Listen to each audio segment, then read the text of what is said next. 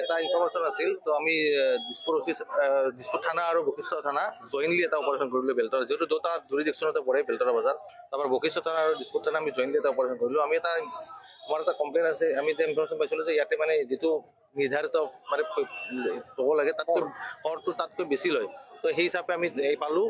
5জন মানুহ পালোঁ 5জন মানুহ আপোনালোকৰ নাম ডিটেইলছ আমি দি দিম আৰু টকা পাইছোঁ কিছুমান ৰিচিপ্ট পাইছোঁ যিবিলাক আমি মানে অলপ আণ্ডাৰ প্ৰচেছত আছে সন্দেহত তো এইখিনি এতিয়া এক্সপাৰ্ট তদন্ত কৰিম আমি আমাৰ বশিষ্ঠ থানাৰ পৰা এখন এফআইআৰ দিছপুৰ থানাই তদন্ত কৰিব আৰু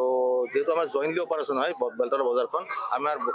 বশিষ্ঠৰো দিছপুৰ থানাই জইনলি কৰিছে মানে কেইজন লোক আপোনালোকে গ্ৰেপ্তাৰ হ'ব এইটো এক্সপাৰ্ট ল হ'ব এতিয়া আমি এটা এফআইআৰ দিম আৰু দিছপুৰ থানাত কেছ এটা ৰেজিষ্টাৰ হ'ব তেনেকৈ এক্সপাৰ্ট ল যিখিনি হ'ব কৰিব আৰু কিমানমান টকা জব্দ কৰা হৈছে আৰু কি কি জব্দ কৰিছে এইটো 1 লাখৰ ওপৰত টকা আছে মোবাইল ফোন আছে কিছুমান ৰিচিপ্ট আছে আৰু এতিয়া এইটো ভুৱা বুলি এতিয়া আমি ক'ব নোৱাৰিম আমি আণ্ডাৰ প্ৰচেছত আছোঁ আৰু আমি কিনা স্কেনিঙত আছোঁ আমি অলপ টেম্পাৰ্ড পাইছোঁ এইটোকে চাই আছোঁ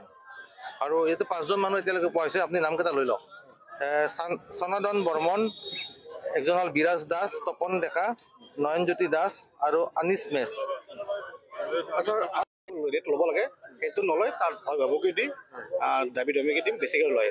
বছৰ ধৰি আচলতে এটা অভিযোগ আছিল কিন্তু বছৰ ধৰি আৰু আজি আমি যিটো শেষ হৈছে আমি তদন্ত আৰম্ভ কৰিছোঁ আৰু এক্সপাৰ্ট যিটো লয় আমি প্ৰতিটো কৰিম গ্ৰেপ্তাৰ হ'ব নিশ্চিতভাৱে এক্সপাৰ্ট ল' হ'ব ইনভেষ্টিগেশ্যন চলি আছে আমি ধন্যবাদ মই অলৰেডি 2 বছৰমান হ'ল 400 টকা দিব লাগে মাছ একেবাৰে নাই দেওবাৰ আৰু বৃষ্টিবাৰ আৰু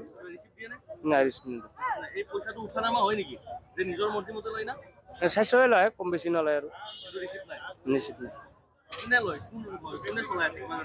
মহলদাৰ চলাই আছে আমি এইটো